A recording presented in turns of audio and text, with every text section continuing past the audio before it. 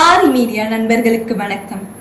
இன்று நாம் பாலகுமாரன் அவர்கள் எழுதிய உடையார் நாவலின் 140ஆம் பகுதியை காண்போம். பாகம் 3, பகுதி 140. ஒரு மெய்க்காவல் வீரன் வந்தியத்தேவருக்கு ரகசிய ஓலை எடுத்துக்கொண்டு போனான். அந்த ஓலை குதிரை சேணத்தில் வைத்து தைக்கப்பட்டிருந்தது.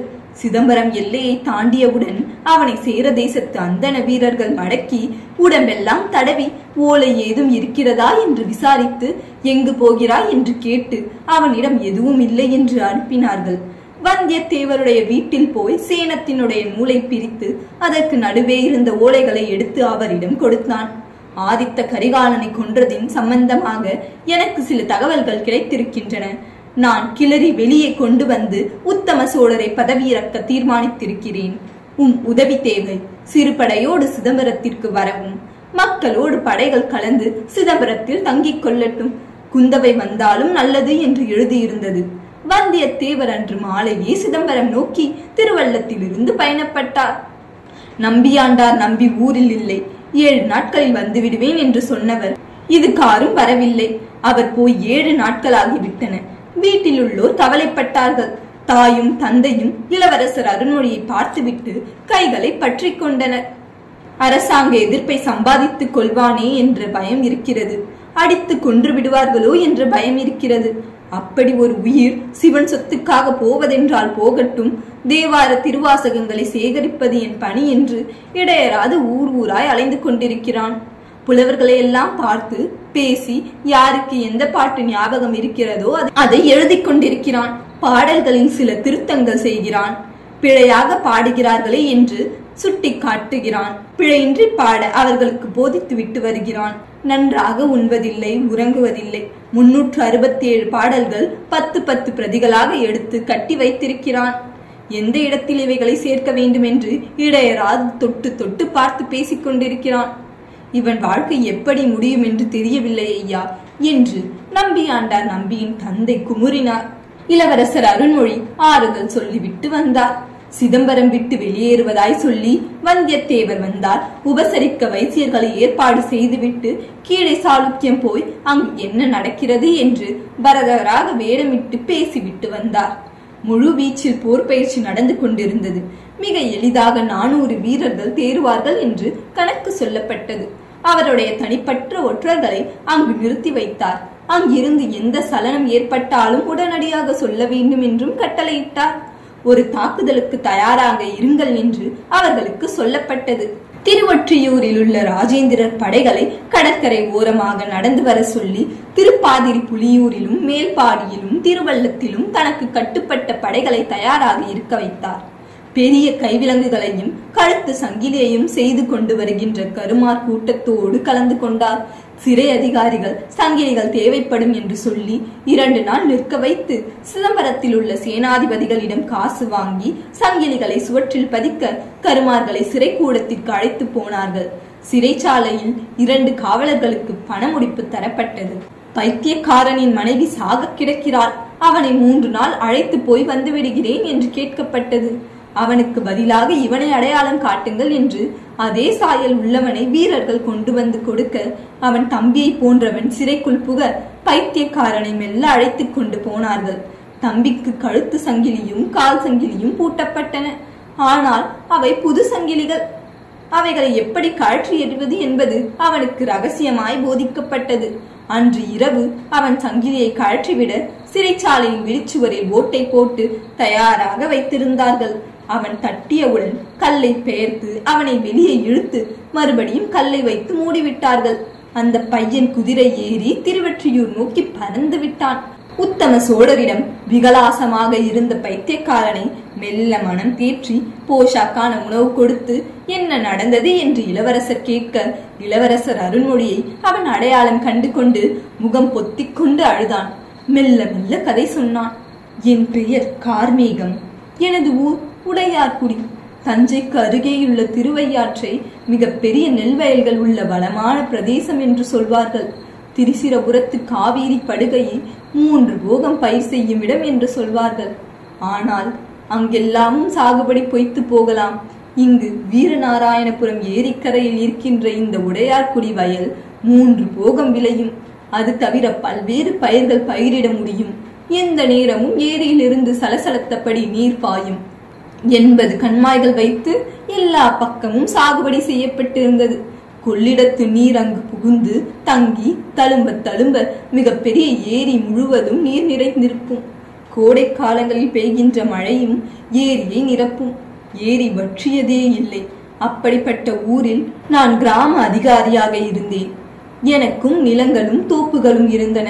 சிதம்பரத்தில் இருந்து குதிரை ஏறினால் உடையார்குடி 1 நாழிகை பயணம்.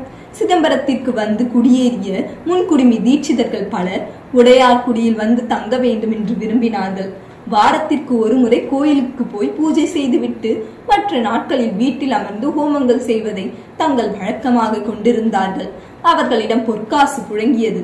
அந்தணருக்கு நாம் தானே தானம் தர வேண்டும். ஆனால் அவர்கள் நமக்கு தானம் தருவார்கள். காசு என்ன காசு? காசை விட மிகப்பெரிய பொக்கிஷம் என் ஆசிர்வாதம் தான். உனக்கு என் ஆசிர்வாதங்கள் பல 100. பொற்காசு 1 என்று தருவார்கள். ஒரு பொற்காசு உடையார்குடியில் 4 எருமைகள் வாங்கலாம். ஊர் இவர்கள் வருகைக்கு பிறகு அலண்டு போனது. இவர்கள் பின்னாலேயே சுற்றி கொண்டிருந்தது. இவர்கள் வந்து நின்றால் ஊர் முழுவதும் எழுந்து நின்றது. இவர்கள் முதலில் உடையார்குடியில் வீடு வாங்கினார்கள். காவேரி கூட அவ்வப்போது பொய்த்து போகிறது. உடையார்குடியில் நிரந்தரமாக நீர் இருப்பதால் நாங்களும் இங்கு தங்கிவிடலாம் என்றிருக்கின்றோம் என்று காரணம் சொன்னார்கள். உடையார்குடி கோவில் அதிகாரமோ ஊர் அதிகாரமோ கையில் எடுத்துக்கொள்ளவே இல்லை. வீடுகளில் இடையராது ஹோமம் செய்தார்கள். சிவ விசேஷ பூஜைகளும் செய்தார்கள். அம்மாதிரி செய்யும் போது அந்தணர்களுக்கு தனி வரிசையாகவும் சத்திரியர்களுக்கு தனி வரிசையாகவும் மற்றவர்களுக்கு வாசலில் பந்தல் போட்டு அங்கு வாழை மட்டையில் உணவு கொடுத்து உபசரித்தார்கள். பிரதி மாதமும் அன்னதானம் நடந்தது. கரும்பு சாற்றிலும் தேனிலும் பலாப்பழத்தை தோய்த்து எல்லார் இலையிலும் வைத்தார்கள். எவ்வளவு கேட்டாலும் கொடுத்தார்கள். அண்டை அயலில் இருந்ததெல்லாம் இவர்கள் பூஜை நடக்கும் போது 1 நாள் முழுவதும் காத்திருந்தது. ஜனங்கள் இம்மாதிரியான தின்பண்டங்களை வாங்கி கொண்டு போனார்கள். அவர்கள் பூஜை இல்லாத நேரங்களில் ஊர் நிலங்களை சுற்றி சுற்றி வந்தார்கள். இந்த நிலம் யாருடையது, அந்த நிலம் யாருடையது என்று கேட்டு சொன்ன விலைக்கு அதிகமாக காசு கொடுக்க தயாராக இருந்தார்கள். ஏமாந்தார்கள் என்று ஊர் நினைத்தது. தள்ளிவிடு என்று நில உரிமையாளரிடம் சொல்லியது. 100 பொற்காசுகள் கொடுத்து பெறும் நிலத்தை கையகப்படுத்தி கொண்டார்கள். அதே கூலி ஆட்களை வைத்துக் கொண்டார்கள். நாங்கள் உணவுக்காக வயல் வாங்குகிறோமே தவிர வேறு எதுவும் இல்லை என்று சொன்னார்கள். மேலும் அந்தணர்கள் உள்ளே வந்தார்கள். அவர்களும் வீடு வாங்கினார்கள். அவர்களும் நிலங்கள் வாங்கினார்கள். அவர்களும் பூஜை செய்தார்கள். ஒவ்வொரு முறையும் ஒவ்வொரு அந்தணரும் நிலம் வாங்கும் பொழுது கிராம அதிகாரியான எனக்கு பெருந்த சன்மானம் கொடுத்தார்கள். நடுநிசியில் ஆள் வந்தாலும் நான் எழுந்திருந்து அவர்கள் வீட்டுக்கு ஓடுவேன்.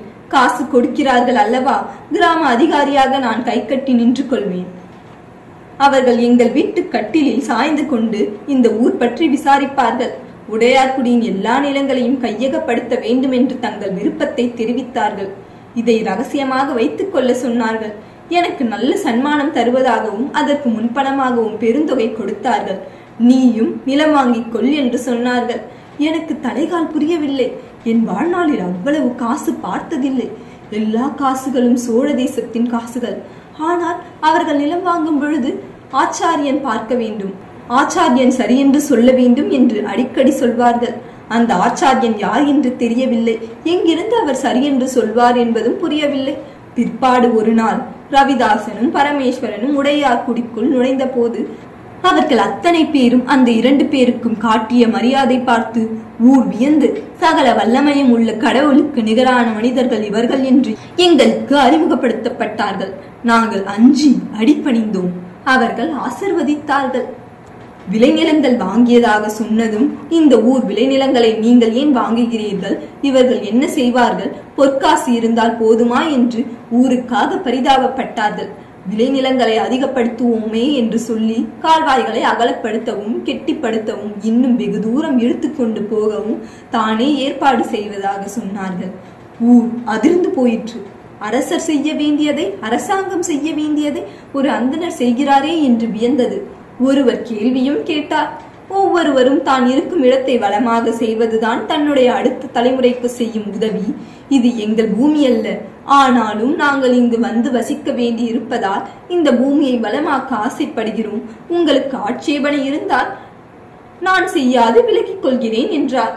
ஊர் மறுபடியும் காலில் விழுந்து உதவி செய்யுங்கள் என்று கேட்டது.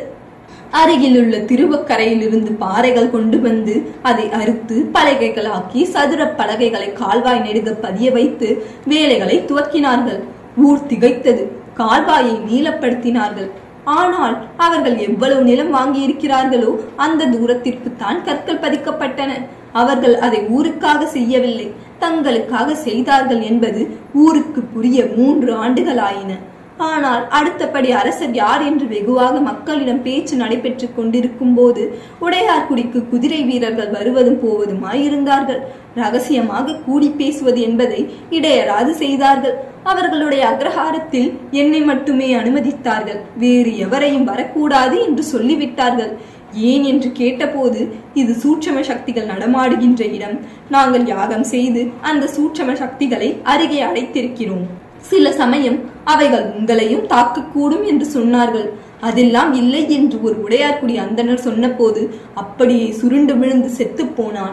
ஊர் பயந்து போய் அலறிற்று. ஆனால் அவர்கள் எனக்கு சொன்னார்கள், சிறிய வில்லிலிருந்து ஒரு ஊசியை அம்பாக தொடுத்து அவர்கள் அவனுடைய விழாவில் அடித்திருக்கிறார்கள். அது சரக்கென்று போய் அவனுடைய இடுப்பு பகுதியில் தைத்திருக்கிறது. அந்த எஃகு ஊசி விஷம் நிரம்பியது. இவர்கள் ஓடிப்போய் சுருண்டு விழுந்தவனை தாக்கிய போது ஊசியை உருவிக்கொண்டு வேறு இடம் போய் விட்டார்கள். இவனை வெறுமே கொண்டு வந்தார்கள். ரத்தம் வரும் இடத்தில் சட்டென்று ஏதோ போட்டு அடைத்து விட்டார்கள். அவனை குட்டி சாத்தான் அடித்து விட்டது என்று சொன்னார்கள். இங்கேயே தகனம் பண்ணிவிடு, இல்லை என்றால் உன் வீட்டிற்குள் நுழையும் என்றார்கள். அவனை வீட்டிற்கு எடுத்து போகவில்லை, அப்படியே காட்டிற்கு போய் தகனம் செய்து விட்டார்கள். எந்த தடயமும் எவருக்கும் கிடைக்கவில்லை. ஊர் பிறகு அக்ரஹாரத்தின் பக்கமே தலை வைத்து படுக்கவில்லை. திருவொற்றியூர் வழியே கங்க தேசம் போன ஆதித்த கரிகாலன் இங்கு வந்து தங்கி, என்னடா நடக்கிறது இங்கே என்று ஏகத்திற்கு கேலியாக கெட்ட வார்த்தைகளை இவர்களை ஏசிவிட்டு போனார். ஊர்ஜனம் அப்படியே பேச வேண்டாம் என்று வேண்டிற்று. ஆனால் சேர தேசத்து அந்தணர்கள் கொண்டு வந்து கொடுத்த பூர்ண கலசத்தை எட்டி உதைத்தார். என்ன உத்தம சோழனுக்கு ஆதரவா ஆடுகிறீர்களா? ஒட்ட நறுக்கி விடுவேன் என்று மிரட்டினார். எங்களுக்கு அரசியல் மீது எந்த நாட்டமும் இல்லை என்று அவர்கள் சத்தியம் செய்தார்கள். வேதத்தின் சாட்சியாக எங்களுக்கு விருப்பமில்லை என்றார்கள்.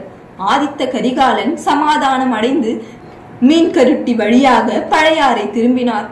ஆனால் இவர்கள் மிகவும் கோபமானார்கள்.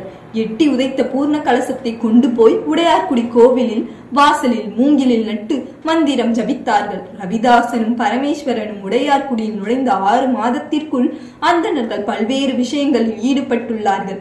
போர் பயிற்சி நடத்தினார்கள். உடையார்குடியில் இருந்து சிதம்பரம் வரை கையில் கோல் எடுத்து வரிசையாய் ஓடுவார்கள். சோகம் சோகம் என்று கூவியபடியே ஓடுவார்கள். யாருக்கு சோகம், என்ன விதமான சோகம் என்று நான் அவர்களை கேட்டேன். அது வருத்தத்தை சொல்லும் வார்த்தை அல்லவாம். உள்ளுக்குள் இருக்கிற காற்றை வேகமாக தள்ளுகின்ற விஷயமாம். காற்று உள்ளே கொஞ்சம் தங்கி இருப்பது நல்லதல்ல. உள்ளுக்குள் இருக்கிற காற்றை வெளிக்குள் வேகமாக தள்ளுவதுதான் மனித யத்தனம். அப்போது உள்ளுக்குள் காற்று தானாக நிரம்ப முடியும். உனது எதிரியை வெளியே துரத்து, உனக்கு வரவேண்டியவை உள்ளே வரும் என்று சிரித்தபடி சொன்னார்கள். எனக்கு அப்போது புரியவில்லை. பிற்பாடு புரிந்தது. இரவோடு இரவாக எவரும் அறியாத வண்ணம் எந்த முழக்கமும் இல்லாமல் ரவிதாசனும் பரமேஸ்வரனும் உடையார்குடி வந்தார்கள். கூடி பேசினார்கள். என்னையும் இன்னும் 2 நம்பிக்கையான மறவர்களையும் உடையார்குடியில் இருந்து அழைத்துக் கொண்டார்கள். கடம்பூர் நோக்கி போனார்கள். என்ன வேலை என்ன வேலை என்று நான் கேட்டேன். கடம்பூரில் எங்களுக்கு எதிரி ஒருவன் இருக்கிறான். அவன் மிக பெரிய மந்திரவாதி. அவன் எங்களை தூஷணை செய்கிறான். எங்களுக்கு துர்வேதனைகளை ஏவி விடுகிறான் என்று சொல்ல நாங்கள் நம்பினோம். தப்பித்து ஓட பார்ப்பான். அப்போது நான் அவனை நோக்கி கூச்சலிடுவேன். கொஞ்சமும் வெட்கப்படாமல் அவனை வெட்டி எறிந்து விடு என்று எனக்கு கட்டளையிட்டார்கள். சற்று தயங்க, ஒருவேளை உன்னை நோக்கி ஓடி வந்தால் வெட்டிவிடு, இல்லாவிட்டால் உன் மீது பிசாசாக ஏறிவிடுவான் என்று சொன்னார்கள். நான் பதட்டத்தோடு அவர்களுடன் போனேன். கடம்பூர் அரண்மனையில் நடுநிசையில் கதவு திறக்க கேட்டோம். நான் தான் போனேன். விடியலில் தான் கதவு திறக்கப்படும், இப்போது இல்லை என்று சொல்லிவிட்டார்கள். நாங்கள் சுவரேறி குதித்து உள்ளே போனோம். எதற்கு அப்படி போகிறீர்கள் என்று தெரியவில்லை. கோட்டையினுடைய பின்பக்கத்தில் இருந்து உள்ளே குதித்து கோட்டையை சுற்றி நடந்து குதிரைகளுக்கு நடுவே புகுந்து புகுந்து போய் அரண்மனைக்குள் நுழைந்து விளக்குகள் எரிகின்ற ஒரு அறைக்குள் போனோம். அந்த அறைக்குள் இருந்து அரச குடும்பத்தினர் வெளியே வந்து கொண்டிருக்க அந்த அறை கதவை விரிய திறந்து சாளரத்தை திறந்து குறுக்கும் நெடுக்குமாக ஒரு மனிதர் நடந்து கொண்டிருந்தார். என்னுடன் வந்தவர் அதுதான் ஆதித்த கரிகாலன் என்று சொன்னார். அதுவரை நான் ஆதித்த கரிகாலனை பார்த்ததில்லை. உயரமான உடம்பு, கூர்மையான மூக்கு, மெல்லிய மீசை, பூனை போன்ற கண்கள், சற்று கீச்சுக்குரல், உதடு சற்று கோணலாகவும் துருத்தி கொண்டும் இருந்தது. சாளரத்திற்கு அருகே நிற்பதும் பிறகு வாசற்படிக்கு அருகே வருவதும் வாசற்படி கதவை மூடுவதும் பிறகு திறப்பதும் குறுக்கே கோல் கொண்டு வைப்பதும் என்று ஒரு தவிப்போடு இருந்தார். ரவிதாசனும் பரமேஸ்வரனும் அவரையே பார்த்து கொண்டிருந்தார்கள். அவர் காற்று வர வேண்டும் என்று வாசற்கதவை திறந்து வைத்து வாசற்கதவுக்கு குறுக்கே 2 வேல் கம்புகளையும் யாரேனும் வந்தால் இடறி விழட்டும் என்று மர ஆசனங்களையும் அதன் மீது பாத்திரங்களையும் வைத்தார். நாங்கள் வாசற்கதவு வழியாக போகாமல் கோட்டை தளத்திற்கு ஏறி சாளரத்தின் வழியாக உள்ளே புகுந்தோம்.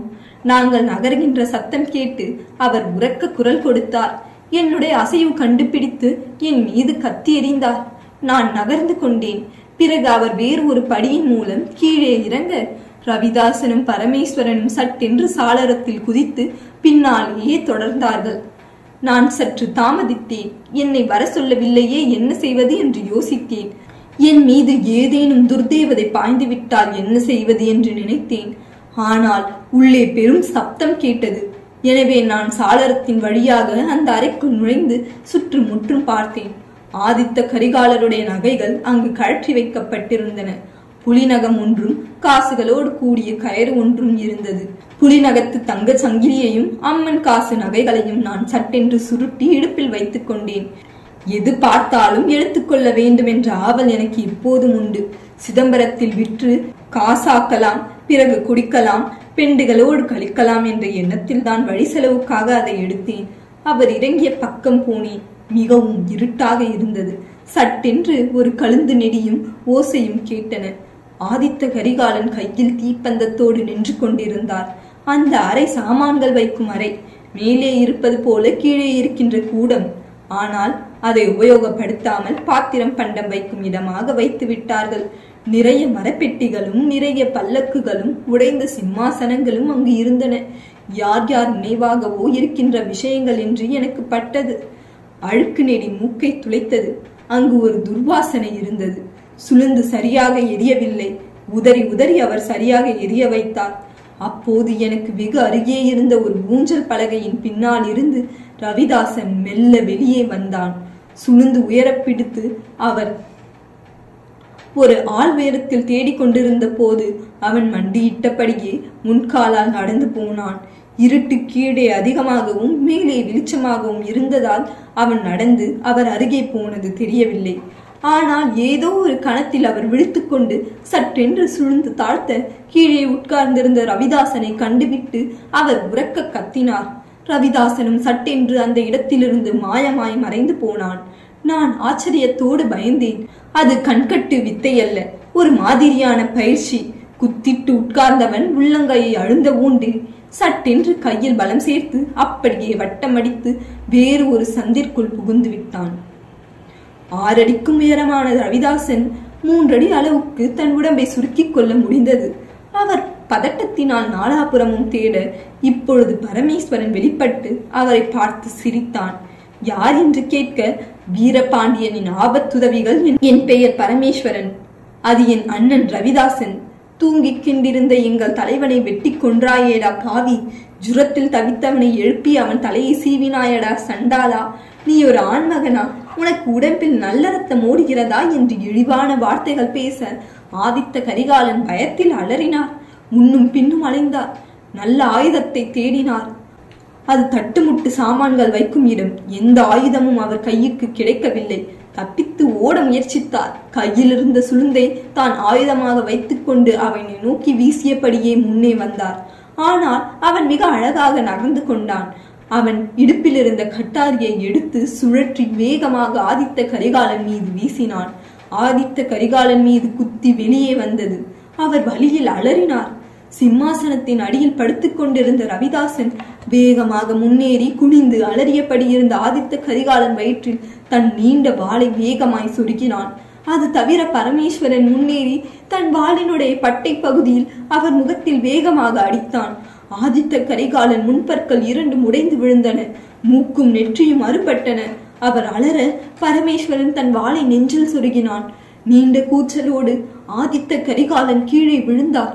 வலியில் துடித்தார், புரண்டார். ரவிதாசன் அருகே நடந்து போய் கீழே கிடந்தவருடைய கணுக்கால்களில் ஏறி நின்று கொண்டான். அவரை பார்த்து கோரமாக சிரித்தான். சுளுந்து இப்போது ஒரு மர நாற்காலியில் விழுந்து எரிந்து கொண்டிருந்தது. ஆதித்த கரிகாலனின் கணுக்காலில் தன் முழு பலத்தை வைத்து நின்று கொண்டிருந்த ரவிதாசன் குனிந்து ஆதித்த கரிகாலனுடைய சிகையை பிடித்து இழுத்தான். சட்டென்று முழு இடுப்பும் முறிந்தது. அவர் முகத்தை இழுத்து அருகே பார்த்து வேகமாக அவர் முகத்தில் துப்பினான்.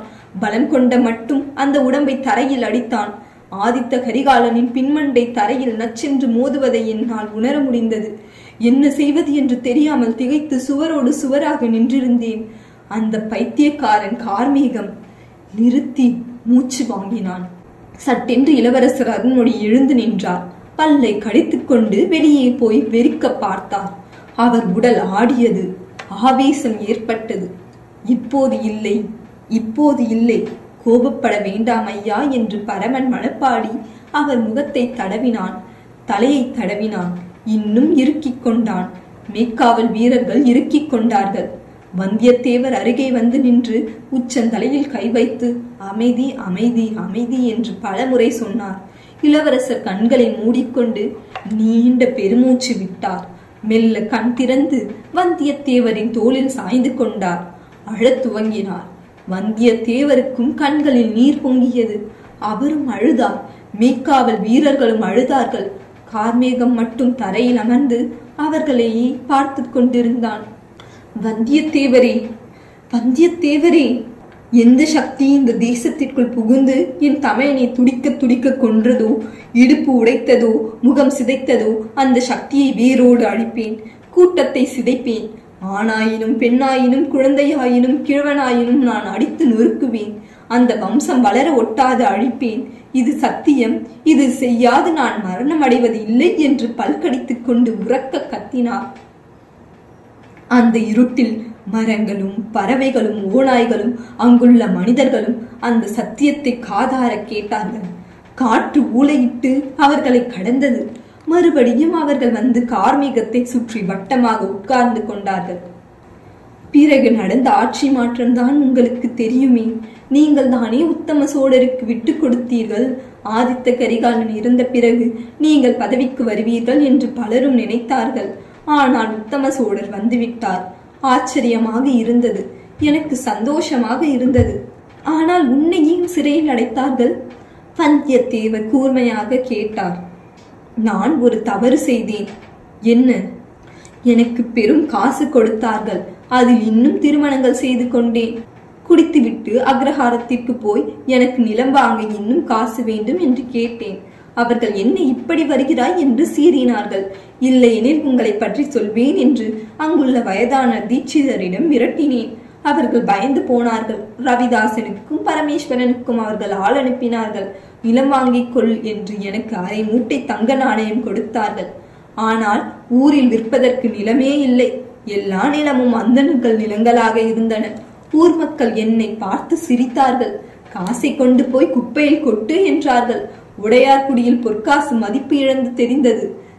இது நடந்த 3ஆம் நாள் சட்டென்று நடுநிசியில் வீட்டிற்குள் அந்தணர்கள் புகுந்தார்கள். என்னை தூணில் கட்டினார்கள். பிரம்பால் விளாசினார்கள்.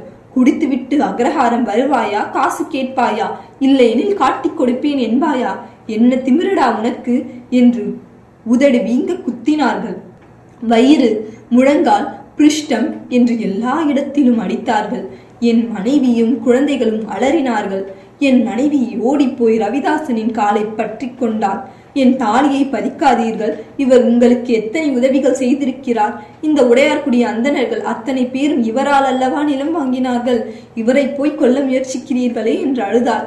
ரவிதாசன் சரி, இவனை நிரந்தரமாக சிறையில் வையுங்கள், இவள் சுமங்கலியாக இருக்கட்டும் என்று உத்தரவிட்டார். 15 வருடங்களாகிவிட்டன நான் சிறைசாலைக்கு வந்து. என் மனைவி இறந்து விட்டாள். என் மகன்கள் ஊர் விட்டு ஓடிப்போய் விட்டார்கள். என் வீடு என் தாய்வழி உறவுகளால் கையகப்படுத்தப்பட்டு அதுவும் மழையில் இடிந்து விழுந்து விட்டது. இளவரசே, காசுக்காக சோழ தேச அரச குடும்பத்திற்கு நான் துரோகம் செய்தேன். இப்போது என் வீடு இருக்கும் இடம் குப்பை மேடு. ஆடுகளும் மாடுகளும் பன்றிகளும் அலைகின்றன. நான் படுத்துறங்கும் இடத்தில் எருக்கஞ்செடி முளைத்திருப்பதாக எனக்கு ஒருவன் சொன்னான்.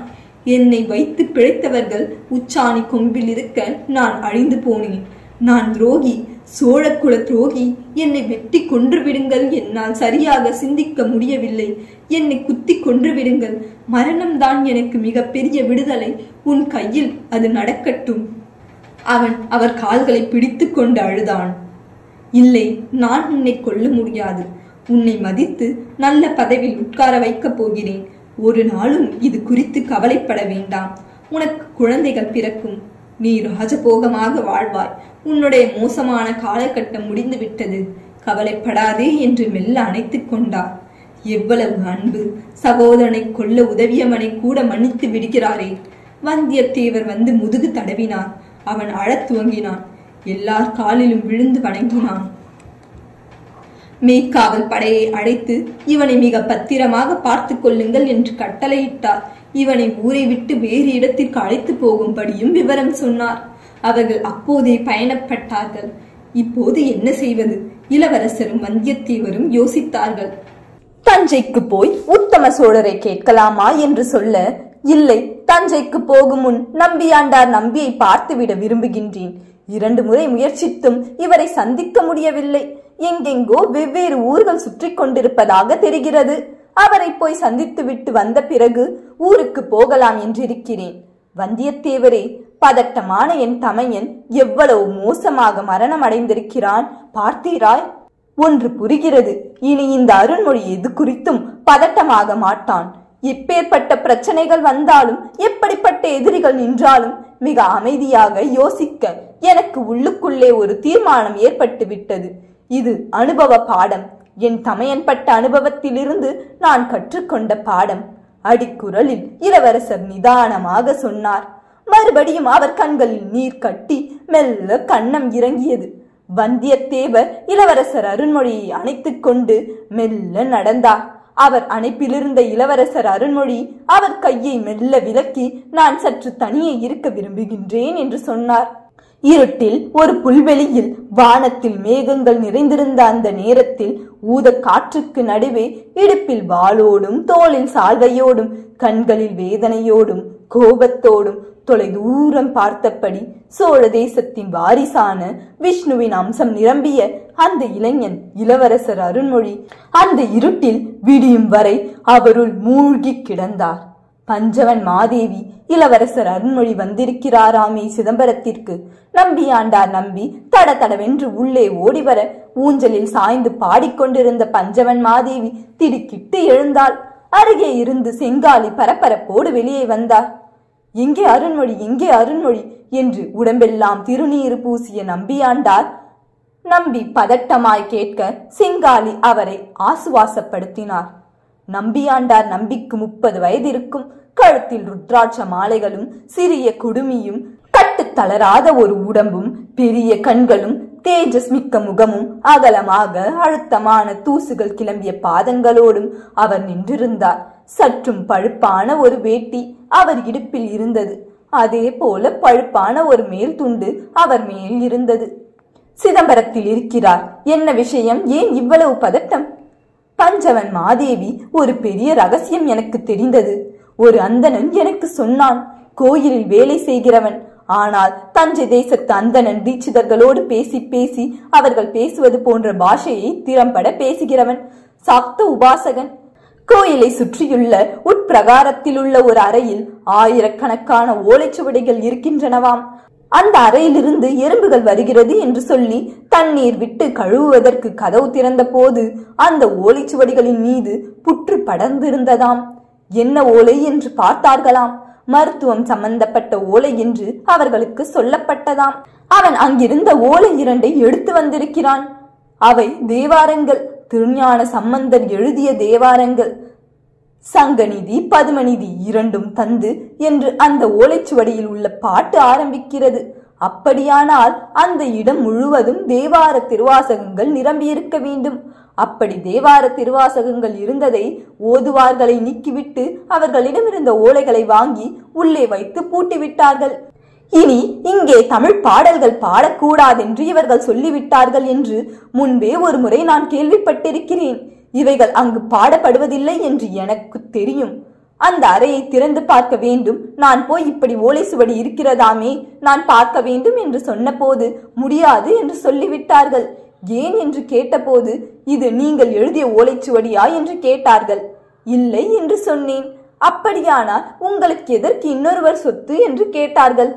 இல்லை ஐயா, அது தமிழ் சொத்து, தனி சொத்து, நம்முடைய நாகரீகத்தின் சொத்து என்று சொன்னால் எங்கள் நாகரீகம் வேறு நாகரீகம் என்று சொன்னார்கள். உங்கள் நாகரீகம் அல்ல என்று அவர்கள் பதில் சொன்னார்கள். சரி, ஏதோ ஒரு நாகரீகம், ஆனால் அது நாகரீகம் அல்லவா? அந்த பாடல்கள் வேண்டாமா என்று கேட்டபோது இல்லை, சம்பந்தப்பட்டவர் வந்தாலொழிய தர முடியாது என்று சொல்கிறார்கள். யார் சம்பந்தப்பட்டவர் என்று கேட்டால் யார் எழுதினார்களோ அவர்களை வர சொல்லுங்கள் என்று சொன்னார்கள். 4 எழுதினார்கள் என்று கேள்விப்பட்டிருக்கின்ற அந்த 4 பேரையும் அழைத்து வாருங்கள், கதவு திறக்கிறோம் என்று சொல்லிவிட்டார்கள். எனக்கு என்ன செய்வதென்று தெரியவில்லை.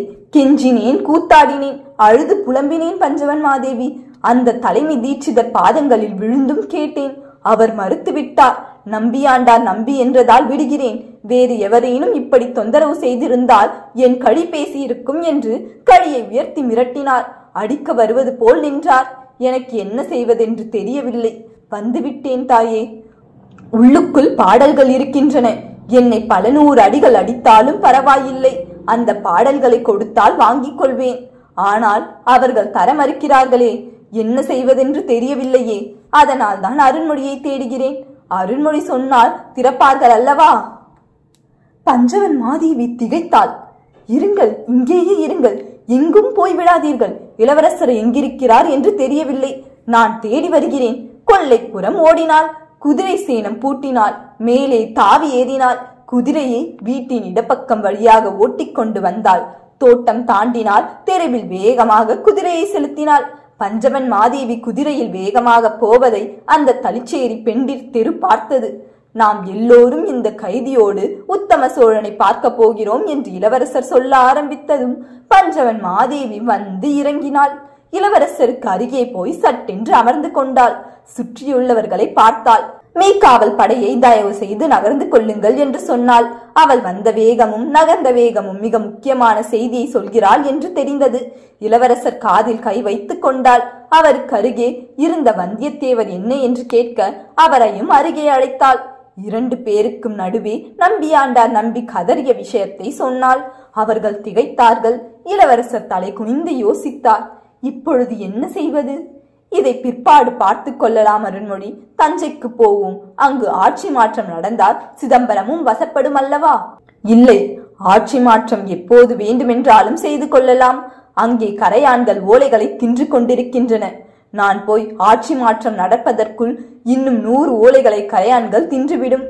எவ்வளவு சீக்கிரம் எடுக்க வேண்டுமோ அவ்வளவு சீக்கிரம் இவைகளை எடுக்க வேண்டும் என்பது என்னுடைய ஆசை. எனவே நாம் ஆதித்த கரிகாலனை கொன்றதை மறந்துவிட்டு, ஆட்சி மாற்றம் பற்றி மறந்துவிட்டு நம்பியாண்டார் நம்பிக்கு உதவி செய்வோம். வாருங்கள். நம்மை விட, நாம் ஆட்சியை விட, நாம் அரசாட்சி செய்வதை விட தமிழ் முக்கியம். தேவார திருவாசகங்கள் முக்கியம். சைவ சமயம். விழுக்கென்று அந்த வேகமுள்ள இளைஞர் இளவரசர் அருண்மொழி எழுந்திருந்தார். பஞ்சவன் மாதேவி திகைத்தாள். என்ன என்று வந்தியத்தேவரை கேட்டாள். யார் கொன்றார்கள் என்று தெரிந்துவிட்டது. ஆதித்த கரிகாலனை எப்படி கொன்றார்கள் என்றும் தெரிந்துவிட்டது. அவர்களிடம் கூட இருந்தவன் தெள்ளத் தெளிவாக கதை போல சொல்லிவிட்டான். இளவரசர் கதறி அழுதுவிட்டார். இரவு முழுவதும் தனித்திருந்தார். ஆனாலும் இப்பொழுது திட்டத்தை மாற்றிக்கொள்கிறார் என்று சொல்ல பஞ்சவன் மாதேவிக்கு புரிந்தது. என் ஐயனே, உன்னை விட தமிழ் முக்கியமா உனக்கு? உன்னை விட சைவ சமயம் முக்கியமா உனக்கு? என் ஐயனே, எப்பேற்பட்ட உத்தம புருஷன் நீ! எப்பேற்பட்ட சிந்தனை செம்மல் நீ, எப்பேற்பட்ட பக்திமான் நீ. அவர் அமர்ந்த இடத்தை தடவி நெற்றியில் திருநீராய் இட்டுக் கொண்டாள். அவரை பின்தொடர்ந்தாள். 4 சிலைகள் உள்ள அறை இரவோடு இரவாக உடைக்கப்பட்டு அங்கிருந்த பஞ்சவன் மாதேவியிடம் கொடுக்கப்பட்டு பஞ்சவன் மாதேவியாலும் செங்காலியாலும் மற்ற தளிச்சேரி பெண்டுகளாலும் புளியும் வேறு சில மூலிகைகளும் போட்டு பளபளப்பாக துடைக்கப்பட்டு புதிய வஸ்திரங்கள் சாத்தப்பட்டு சந்தன குங்குமம் இடப்பட்டு மாலைகள் போடப்பட்டு வைக்கப்பட்டிருந்தன. கோவிலிலிருந்து ஒற்றை பல்லக்கு பெரிதாய் கொண்டு வரப்பட்டது. எதற்கு என்று கோவில் அதிகாரிகள் கேட்டபோது சும்மா இரு என்று அவரை வந்தியத்தேவர் நெட்டி தள்ளினார்.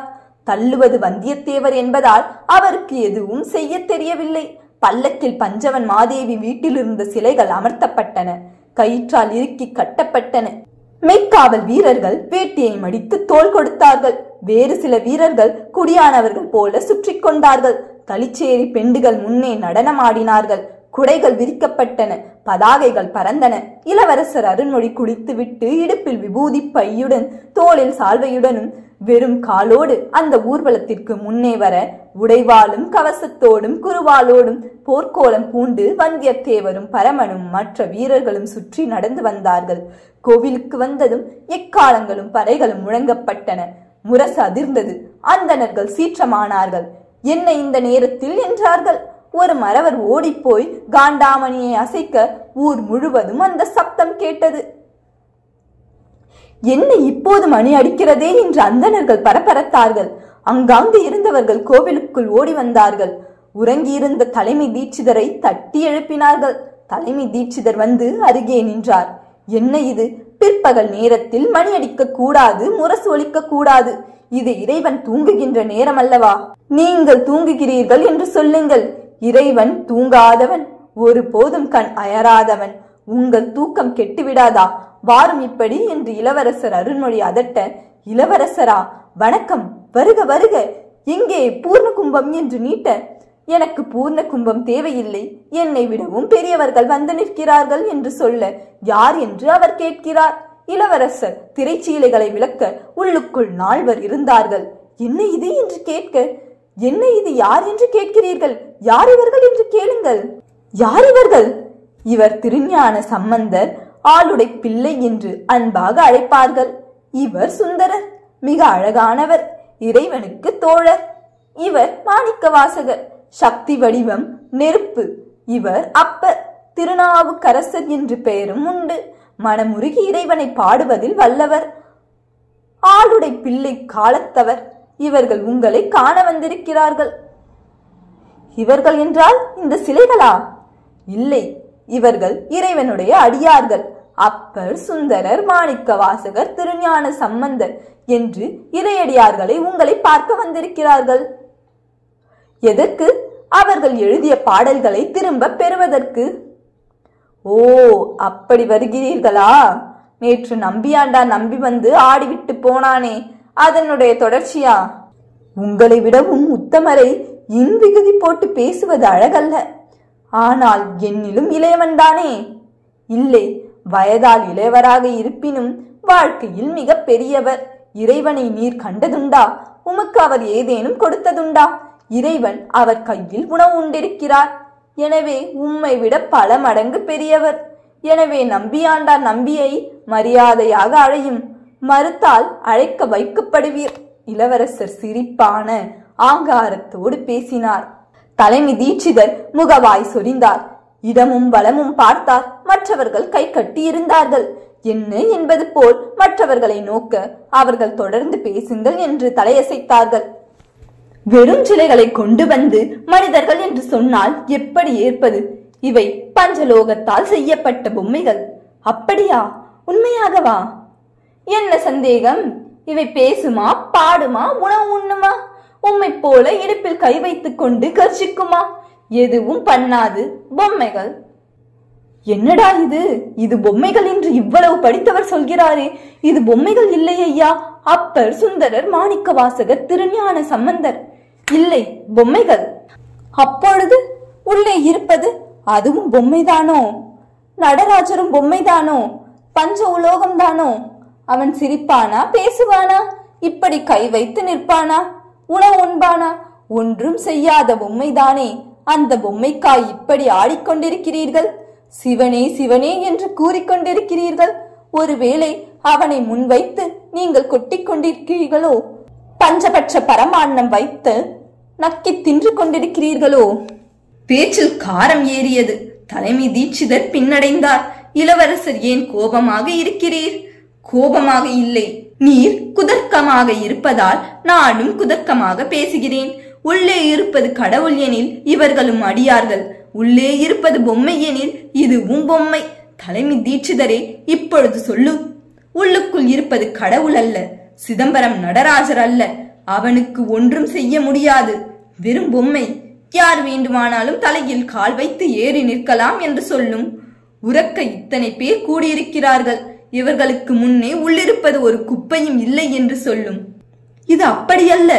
நாங்கள் பூஜிப்பது, நீங்கள் பூஜித்தால் உயிருள்ளது, இன்னொருவர் பூஜித்தால் உயிரற்றதா? என்ன பேச்சு இது? அது உண்மையெனில், அது சத்தியமெனில் இதுவும் சத்தியம். நால்வர் வந்திருக்கிறார் தாங்கள் சொத்துக்களான தேவார திருவாசகங்களை தேடி. இளவரசே, அந்த குப்பைகள் எதற்கு? அற்புதமான ரிக்வேத சாகை. தேவையில்லை, அது உங்கள் வழிபாட்டுக்குண்டான விஷயம். அதை நான் மறுக்கவில்லை, அதை எரிக்கவில்லை, அதை கரையானுக்கு பலியிடவில்லை. இங்குள்ளோர் படித்து பரவசமாகின்ற தமிழ் வேதத்தை கேட்கின்றேன். அதை கரையானுக்கு பலியிட்டு விட்டு தர முடியாது என்று சொல்கிறீர்கள். அது அயோக்கியத்தனத்தின் உச்சகட்டம். இது உள்ளிருப்பது எனக்கு தெரிந்திருப்பின் நான் எப்போதோ எடுத்திருப்பேன். தயவு செய்து உடனடியாக அந்த கதவை திறந்து விடுங்கள். கதவு திறந்துவிட மறுத்தால் உடைத்து எடுக்கப்படும். அவ்வளவு தூரம் கோபமுற்ற பிறகு நான் எப்படி மறுப்பேன்? யாரெங்கே? சாவி கொண்டு வாருங்கள். பூட்டி வெகு நாளாயிற்று, அதை திறக்க முடியுமா என்று தெரியவில்லையா? திறக்க முடியாவிட்டால் என்ன, அறுத்து விடுகிறோம். எது தடிக்கிறதோ அதை, எது மறுக்கிறதோ அதை. எல்லாவற்றிற்கும் துணிந்து விட்டீர் போலிருக்கிறது. ஆமாம், 5 வருடமாக பயந்திருந்தவர்கள் இப்பொழுது சீறி கிளம்புகிறார்கள். வேறு ஒரு அந்தனர் சொல்ல, இல்லை, பதுங்கியது பாய தயாராகி விட்டது. அடி உதைகளுக்கு கவலைகளே இல்லை, விழும், வாங்கிக் கொள்ளும். அவர்கள் பல்லக்கோடு அந்த அறை நோக்கி ஓடினார்கள். கதவுக்கு பல்வேறு சாவிகள் போடப்பட்டன. எண்ணெய் விடப்பட்டது. திறக்க முடியவில்லை என்றதும் தன்னுடைய உடைவாளை சட்டென்று நாதங்கியில் விட்டு முழு பலத்தோடு இளவரசர் அருண்மொழி இழுத்தார். நாதங்கி பீந்து கொண்டு பழையர் என்று விழுந்தது. இளவரசர் பின்னடைய அவரை பரமன் தாங்கிக் கொண்டான். நம்பியாண்டார் நம்பி திபு திபு என்று ஓடி வந்தார். தாவி அந்த சுற்று பிரகாரத்தில் ஏறினார். இவன்தான் அந்தணர்கள் பல்லை கடித்தார்கள். நம்பியாண்டார் நம்பி கதவுக்கு அருகே வந்து நின்றார். திறவுங்கள் என்று இளவரசர் அருண்மொழியை பார்த்து கை காட்டினார். இளவரசர் 2 கைகளாலும் அழுத்தி அழுத்தி மிக மெதுவாக மிக மிருதுவாக கதவு திறந்தார். உள்ளுக்குள் குனிந்து எல்லோரும் எட்டி பார்த்தார்கள். புகையாய் தூசு மண்டி இருந்தது. உள்ளே மலை போல ஒரு கரையான் புற்று இருந்தது. என் கடவுளே, என் கடவுளே, கரையான் புற்று கட்டி விட்டதே, ஓலைகள் பாழாயிருக்குமே. நம்பியாண்டார் நம்பி அழுதார். மெல்ல உள்ளே புகுந்தார். உள்ளே போய் புற்று மண்ணில் கை வைத்தார். பொல பொலவென்று உதிர்ந்தது. இன்னும் தள்ளினார். பல ஓலைகள் அப்படியே பொடிந்து விழுந்தன. இன்னும் தள்ளினார். இன்னும் ஓலைகள் பொடிந்து விழுந்தன. அவர் நெஞ்சை பிடித்து கொண்டு உட்கார்ந்து கொண்டார். நான் இனிமேல் கை வைக்க மாட்டேன். இருப்பதையும் நான் கலைத்து விடுவேனோ என்று பயமாக இருக்கிறது. என்ன செய்தால் சரியா வரும்? இளவரசர் பரபரத்தார். எண்ணெய் விட வேண்டும், நிறைய தைலம் விட வேண்டும், தைலம் விட்டு புற்றை மெல்ல கரைக்க வேண்டும் என்று சொல்ல பரமன் உள்ளே ஓடினான். மடப்பள்ளிக்கு போய் 2 அண்டாக்கள் உள்ள தைலத்தில் தூக்கினான். யாரோ தடுத்தார்கள். வந்தியத்தேவர் உள்ளே போய் தடுத்தவன் முகத்தில் அறைந்தார். அவன் சுருண்டு விழுந்தான். அவரும் ஒரு தைலப்பானை தூக்கி கொண்டார். சிறு சிறு சொம்புகள் மெய்க்காவல் வீரர்கள் கொண்டு வந்தார்கள். தைலப்பானை உள்ளே போயிற்று. மெல்ல சொம்பில் தைலத்தை முண்டு புற்றின் மீது நிதானமாக நம்பியாண்டார் நம்பி ஊற்றினார். அந்தணர்கள் வெளியே குவிந்தார்கள். சில பேர் கையில் வாளும் வேலும் மின்னின. யாரோ உரத்த குரலில் கர்ஜித்தார்கள். என்ன திமிர், எங்களுடைய இடத்திற்கு வந்து யார் இந்த அதிகாரம் செய்வது என்று ஒரு அந்தனர் சொல்ல, இளவரசர் வாள் உருவி வெளியே வந்தார். வெட்டி வீழ்த்துவேன், எவனடாது வா என்று கீழே இறங்கினார். அந்தனரை கொல்வது பாவம். கடிக்க வருவது பாம்பாக இருந்தால் விட்டு விடுவோமா? நசுக்கி கொள்ளுவோம். முட்ட வருவது ரிஷபமாக இருந்தா விட்டு விடுவோமா? கழுத்தில் அரைந்து நிற்க வைப்போம். கலைந்து போங்கள் உத்தரவிட்டார். அந்தணர்கள் கலைந்து போனார்கள். 3 அந்தணர்கள் குதிரை ஏறி தஞ்சை நோக்கி பயணமானார்கள். அன்று இரவு முழுவதும் தைலக்காப்பு நடந்தது. பிறகு மெல்ல ஒரு ஓலை உருவி விரலால் வழித்து நம்பியாண்டார் நம்பி படிக்க துவங்கினார். அரியானை அந்தணர் தம் சிந்தையானை, அருமறையின் அகத்தானை, அணுவை யாருக்கும் தெரியாத தத்துவனை, தேனை பாலை திகழ் ஒளியை, தேவர்த்தம் கோனை, மற்றை கரியானை, நான்முகனை, கனலை காற்றை கனை கடலை, குலவரையை கலைந்து நின்ற பெரியானை, பெரும் பற்ற புலியூரானை, பேசாத நாளெல்லாம் பிறவா நாளே. புரிந்தவர்கள் கண்களில் ஜலம் வழிய நின்றார்கள். கை கூப்பினார்கள். இளவரசர் மனம் கரைந்தார். அவன் விடியலில் தன் சிறு படையோடும் பஞ்சவன் மாதேவியோடும் செங்காலியோடும் தான் மீட்டு வந்த கைதியோடும் பயணமானார். அவர் காப்பாற்றிய தமிழும் சைவ சமயமும் அவர் பின்னே தொடர்ந்து வந்தன. இளவரசர் அருண்மொழியை உயர்த்துவோம் என்று வாழ்த்தின. பஞ்சவன் மாதேவிக்கு மிக அருகே தலையணையை உயர்த்தி போட்டு அதன் மீது முழங்கை வைத்து தொலை தூரம் பார்த்தபடி சக்கரவர்த்தி உடையார் ஸ்ரீ ராஜராஜ தேவர் சந்தோஷமாக பேசிக் கொண்டிருந்தார். 23 வருடங்களுக்கு முன்பு பஞ்சவன் மாதேவியை பார்த்ததும் பஞ்சவன் மாதேவியின் துணையோடு ஆதித்த கரிகாலனை கொன்றது யார் என கண்டுபிடித்ததும் அவள் கொடுத்த உற்சாகத்தில் சிதம்பரத்தில் உள்ள தனியறையில் பூட்டி வைக்கப்பட்டிருந்த தேவார திருவாசகங்களை கதை உடைத்து வெளிக்கொண்டு வந்து நம்பியாண்டார் நம்பியிடம் கொடுத்து தொகுக்க சொன்னதும் பிறகு உத்தம சோழரை பதவி இறக்கியதும் விரிவாக பேசிக் கொண்டிருந்தார்கள். ஞாபகம் இருக்கிறதா என்று கேட்டு கேட்டு பல விவரங்கள் அவர் சொல்ல அவர் மறந்த விஷயங்களை பஞ்சவன் மாதேவி எடுத்துக் கொடுக்க பழம் நினைவுகளில் 2 பேரும் திகைத்து கிடந்தார்கள். பெரும் படையோடு நான் தஞ்சையை நோக்கி வருகிறேன் என்று தெரிந்ததும் உத்தம சோழனை காக்க வேண்டிய அந்த 2 பிரம்மராயர்களும் குதிரை ஏறி தப்பித்து வேறு வழியாக உடையார்குடிக்கு போய்விட்டார்கள். உடையார்குடியில் உள்ள அந்தன வீரர்களையும் கீழே சாளுக்கியத்தில் உள்ள வீரர்களையும் ஒன்றாக்கி என்னை தாக்கலாம் என்று திட்டமிட்டார்கள். அரசராக வீற்றிருக்கின்ற சிற்றப்பனான உத்தம சோழரை பார்த்து ஏன் இப்படி செய்துவிட்டீர்கள் என்று கேட்க உத்தம சோழர் நான் ஒன்றும் செய்யவில்லையே என்று சமாதானம் சொல்ல, அப்படியானால் ஆதித்த கரிகாலனை கொன்றது யார் என்று கேட்க தனக்கு தெரியாது என்று சொல்ல, சிரித்தபடியே ஆதித்த கரிகாலனை கொன்றது நீ பிரம்மராயராக பதவி கொடுத்து வைத்திருக்கின்ற ரவிதாசனும் பரமேஸ்வரனும் என்று சொல்ல, அதை உத்தம சோழர் மறுக்க உத்தம சோழருக்கு முன்னே அந்த கைதியை நிறுத்தி பேச வைக்க உத்தம சோழர் மௌனமாக அமர்ந்திருந்தார். சரி, நான் இப்போது பரமேஸ்வரனையும் ரவிதாசனையும் தேடி பிடித்து இந்த சபைக்கு கொண்டு வருகிறேன். இந்த சபையில் அவர்களை வைத்து உத்தம சோழருக்கும் இதற்கும் சம்பந்தம் உண்டா என்று விசாரிக்கிறேன். அவர்கள் இருக்கிறது ஆதித்த கரிகாலனை கொன்றது உத்தம சோழருடைய தூண்டுதல் பேரில் தான் என்று சொன்னால் நீங்கள் என்ன செய்வீர்கள் என்று வினவ உத்தம சோழர் எழுந்து கை கூப்பினார். உன்னை தாண்டி என்னை பதவியில் ஏற்றுவதாய் ரவிதாசனும் பரமேஸ்வரனும் சொன்னார்கள். அவர்கள் முதலில் என் தாய் செம்பியன் மாதேவியை தொடர்பு கொண்டு பிறகு என் தாய் மூலம் என்னை வந்து பார்த்தார்கள். இந்த அரசாட்சி எனக்கு கிடைக்காது, அது உன் கைக்குத்தான் போய் சேரும் என்று நான் நினைத்திருந்தேன். ஆனால் அருண்மொழியை தாண்டி இந்த அரசாட்சிக்கு நாங்கள் வர உதவுகின்றோம், எங்களை பிரம்மராயராக வைப்பாயா என்று கேட்டார்கள். நான் ஆவல் காரணமாக சரி என்று சம்மதித்தேன். நான் சம்மதிப்பதற்கு என் தாயும் காரணம். உன்னுடையதுதானே அரசாட்சி, உனக்கு உதவ ஆள் இல்லாததால் தானே சோம்பி கிடக்கிறாய். இதோ உதவ கடவுள் ஆள் அனுப்பி விட்டார் என்று சொன்னார்கள்.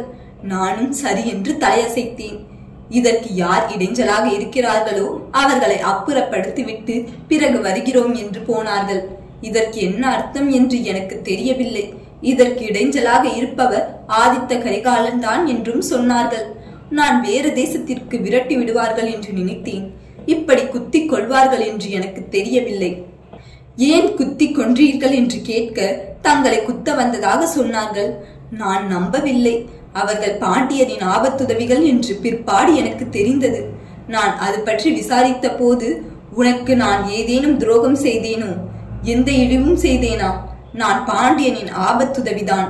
ஆனால் உன்னுடைய பிரம்மராயன், உனக்கு விசுவாசமாகத்தானே இருக்கின்றேன் என்று சொல்லிவிட்டார்கள். எனக்கு அவர்களை மீற முடியவில்லை. மீற ஒட்டாது பல்வேறு விஷயங்களில் என்னை கட்டுப்படுத்தி இருந்தார்கள். என்னை விட என் தாய் மீது அதிக நம்பிக்கை வைத்திருந்தார்கள். ஆதித்த கரிகாலனை கொல்ல சொல்லி நான் சொல்லவில்லை. ஆதித்த கரிகாலன் இறந்தது எனக்கு வருத்தம்தான். ஆனால் என் தாயின் கைப்பாவையாக நான் இருக்க என் தாயை அவர்கள் தங்கள் கைப்பாவையாக மாற்றிக்கொண்டார்கள். எனவே சோழ தேசம் அவர்களிடம் வந்துவிட்டது. அடுத்த வருடம் என்று நகர்ந்து அவர்கள் பலம் பொருந்திய வீரர்களாக மாறிவிட்டார்கள். எல்லா இடத்திலும் அந்தன வீரர்களும் அந்தன ஒற்றர்களும் அந்தன மந்திரிகளுமே இருப்பதை பார்த்து நானும் புழுங்கினேன். மீற முடியவில்லை. நான் எந்த மரியாதையும் இழக்காததால் தொடர்ந்து அரசனாக இருந்தேன். ஆனால் அந்த அரசாட்சி இப்போது அழுத்து விட்டது. இப்படி ஒரு அரசனாக இருப்பதற்கு பதிலாய் எங்கேனும் யாத்திரை போகலாம் என்றுதான் நான் எண்ணி இருந்தேன். நீயே வந்துவிட்டாய். இது உன் அரசவை, இது உன் ஆட்சி பீடம். நீயே மன்னனாக இரு. நீயே சோழ தேசத்தை பலமான நாடாக மாற்று. அவர்களை நீ என்ன செய்தாலும் எனக்கு அக்கறை இல்லை. ஒருவேளை என்னை கொல்ல வேண்டும் என்று விரும்பினாலும் நான் அதற்கும் முற்படுகிறேன். ஆனால் என் மகன் கண்டராதித்தனை நீ தயவு செய்து உயிரோடு வைத்து காப்பாற்ற வேண்டும். ஒரு நாளும் அவனுக்கு ஒரு தீங்கும் ஏற்படாது நீ வளர்த்து வர வேண்டும். இது மட்டும்தான் என் கோரிக்கை. கைத்தட்டி கண்ணீர் வழிய சொல்ல இளவரசர் அருண்மொழி மனம் நொந்தார். வெகு நேரம் சிந்தித்தார்.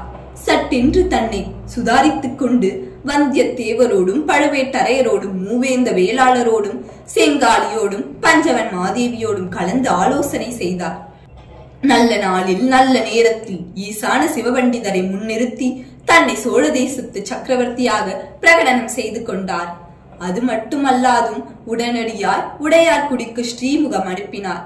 ரவிதாசனையும் பரமேஸ்வரனையும் துரோகிகள் என்று சொல்லி அவர்களுடைய பெண்டுகளையும் குழந்தைகளையும் பெற்றோர்களையும் அவர்கள் வீட்டு பிள்ளைகளுக்கு பெண் கொடுத்தவர்களையும் பெண் கொடுத்த வேட்டகத்தார்களையும் உடனடியாய் சகல உறவினர்களையும் துறந்துவிட்டு ஊர் விட்டு போக வேண்டும் என்று கட்டளையிட்டார். அந்த நிலங்களுக்கு ஒரு விலை போட்டு அதற்குண்டான காசை கிராமத்தினரே கொடுத்துவிட வேண்டும் என்று சொல்லி தனியாக ஒரு மூட்டை பொற்காசு அனுப்பினார். ஸ்ரீமுகம் கொண்டு போனது பரமனுக்கு பின் பழுவேட்டரையர் ஒரு பெரும் படையோடு போய் உடையார்குடியை சுற்றி வளைத்துக் கொண்டார். உடையார்குடி சுற்றி காவல் வீரர்களும் உடையார்குடிக்குள் இருக்கின்ற மறவர்களும் சீறி நிற்பதும் தெரிந்து கொண்டு ரவிதாசனும் பரமேஸ்வரனும் அந்த ஸ்ரீமுகத்தில் சொன்னதற்கேற்ப ஊர் விட்டு போக தயாராக இருங்கள். குதிரைகளை விட்டுவிட்டு கால்நடையாக வயதான பெற்றோர்களையும் குழந்தைகளையும் கூட்டிக் கொண்டு மேற்கு நோக்கி நகர்ந்தார்கள். கருவூர் வழியாக மலைகள் ஏறி சேர தேசம் போனார்கள். ஊர் முழுவதும் மக்கள் வரிசையாக நின்று இழிவுபடுத்தினார்கள். கொன்றுவிட வேண்டும் என்ற கோபம் சோழ தேசத்தின் எல்லா பக்கத்தில் இருந்தும் வந்தது. பழுவேட்டரையர் தான் மிக துடிப்பாக இருந்தார்.